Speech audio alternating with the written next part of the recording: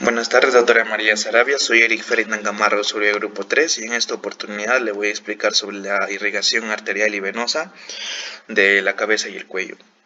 La irrigación de la parte anterior de la cabeza surge de lo que es la arteria aorta,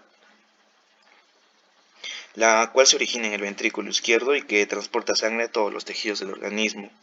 Esta arteria posee una sección que se denomina callado de la aorta, por la cual se originan importantes arterias, y estas son la arteria brachiocefálica, la arteria subclavia y las arterias carótidas primitivas común izquierda y derecha. De estas, las que irrigan la cabeza y el cuello son ambas carótidas primitivas, izquierda y derecha, y la bifurcación entre las carótidas comunes se llama lo que es el seno carotidio. Las carótidas externas forman 6 ramas colaterales y 2 terminales, una arteria tiroidea superior, una arteria lingual, una arteria lingual, una arteria facial, una arteria occipital, una arteria auricular posterior y una arteria faríngea ascendente, la arteria maxilar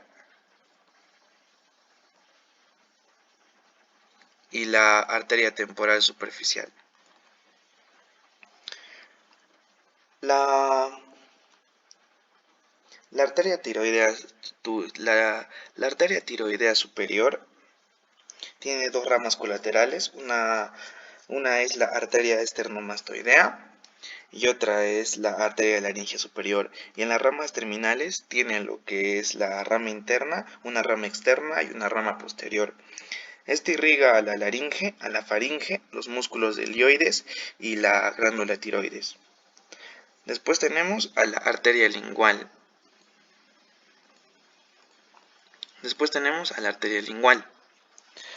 La arteria lingual tiene como ramos colaterales a un ramo suprayoideo, lo que es también una arteria dorsal de la lengua, o conocida también como lingual dorsal, y en ramas terminales tienen lo que es la arteria sublingual, a la arteria profunda de la lengua, o arco ranino, y esta irriga a la lengua, a la glándula sublingual, a las amígdalas y a la epiglotis. Después tenemos a la arteria facial. La arteria facial tiene como ramas a lo que es la arteria palatina ascendente, a una rama tonsiliar, a una rama submentoniana, a las ramas glandulares, a la arteria labial inferior y a la arteria labial superior. También tiene una arteria angular y tiene a la rama nasal lateral. Y esta irriga a la cara, a la amígdala, al paladar y a la glándula submandibular y también a los músculos de la mímica. Después tenemos a la arteria occipital.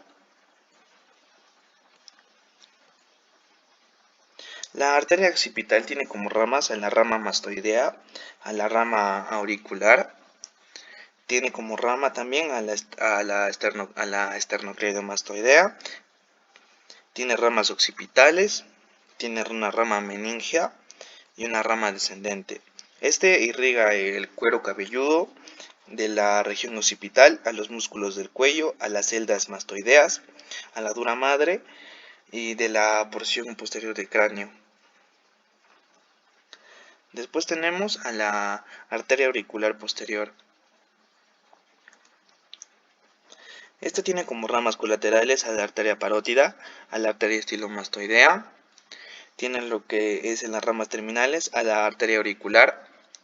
Tiene lo que es a la arteria mastoidea también. Y esta irriga la cara interna del pabellón auricular y a la piel del hélix, al antihélix, a los tegumentos de la región mastoidea, de la glándula parótida, al músculo digástrico y entre otros músculos. Después tenemos a la arteria faríngea descendente. Esta arteria faríngea ascendente tiene como ramas a una rama faríngea que irriga la porción superior de la faringe, y luego tiene una rama prevertebral que estas irrigan a los músculos prevertebrales. También tiene a la arteria meningia posterior. Este irriga a la faringe, al paladar blando, a la meninges y al oído. Después tenemos a la arteria temporal superficial.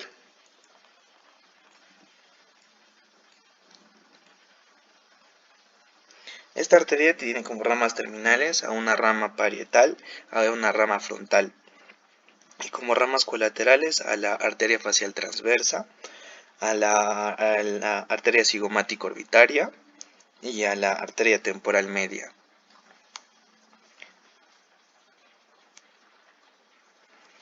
También cabe mencionar que las carótidas internas,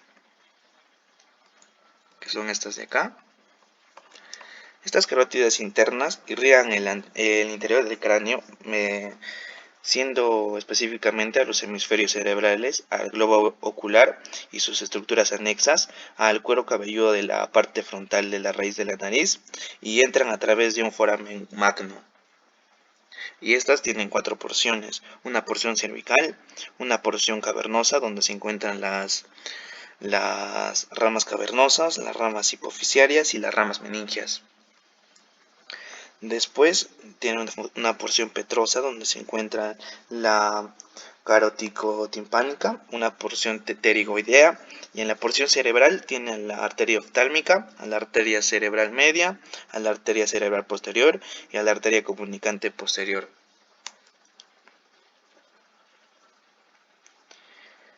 En la irrigación facial tenemos a lo que la mayor parte de la irrigación arterial de esta proviene de la temporal superficial y de las ramas faciales de la arteria carótida externa. También de la rama maxilar de la arteria carótida externa irriga la mayor de las áreas no irrigadas por la rama temporal superficial y facial. La arteria carótida interna irriga la porción anterior de la frente y la cara dorsal de la nariz mediante ramas de la arteria oftálmica, y la drenación venosa es subsidiaria a la vena yugular interna. El drenaje venoso de la cabeza y el cuello. Este drenaje venoso del cerebro se produce por medio de pequeñas venas que forman los plexos venosos. Estas drenan a la sangre venosa del encéfalo, que desembocan en senos venosos de mayor calibre, y estos son un seno longitudinal superior, un seno longitudinal inferior y un seno recto. Por otra parte, de las venas yugulares externas, se encarga del drenaje de la sangre que procede del macizo facial, y las yugular anterior y posterior recogen la sangre del cuello. Finalmente, las venas yugulares internas y externas confluyen conjuntamente con la vena subclavia, que es esta de acá, y forman los troncos venosos brachiocefálicos que llevan la sangre de la parte superior del cuerpo a la vena cava superior, y esta la lleva a la aurícula derecha. Gracias.